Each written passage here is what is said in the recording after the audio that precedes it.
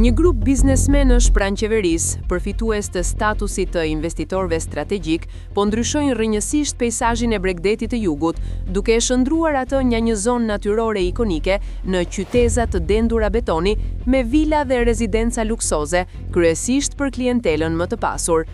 Riviera shqiptare shfaqet njëkohësisht me bukurinë e detit të kristalt dhe me kantier të shumtë të ndortimi që pushtojnë shpatet e gjelbëruara të malit. Delta e përroj të palasës, dikur simboli natyrës së virgjër, sot është e rrethuar nga makineri të rënda dhe ndërtime masive. Në zonë, disa investitorë të mëdhenj po konkurojnë për të ndërtuar komplekse gjithnjë më të mëdha rezidenciale dhe turistike Buzionit, shpesh në kurriz të mjedisit dhe komuniteteve vendase. Ky model përfaqëson vizionin e qeverisë për turizmin elitar, ku vila luksoze dhe plazhe private zëvendësojnë hapësirat publike dhe aktivitetet tradicionale. Një dekadë pas miratimit të ligjit për investimet strategjike, Riviera nga Palasa në Ksamil ka pësuar një transformim të thellë.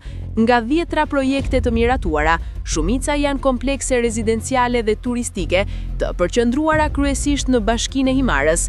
Këto projekte shtrihen në mijëra hektar tokë dhe kanë përfituar sipërfaqe të konsiderueshme toke publike.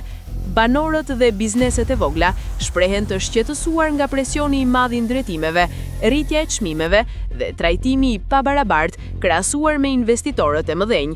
Sipas tyre, ky zhvillim po ndryshon identitetin e zonës, po dëmton trashëgiminë kulturore dhe po i përjashton vendasit nga përfitimet reale të turizmit. Përfaqësues të opozitës dhe banor lokal paralajmërojnë se pas zgjidhjen e problemeve të pronësisë dhe pa një zhvillim të balancuar, investimet strategjike rrezikojnë të thellojnë konfliktet sociale dhe të dëmtojnë afatgjat Rivian shqiptare.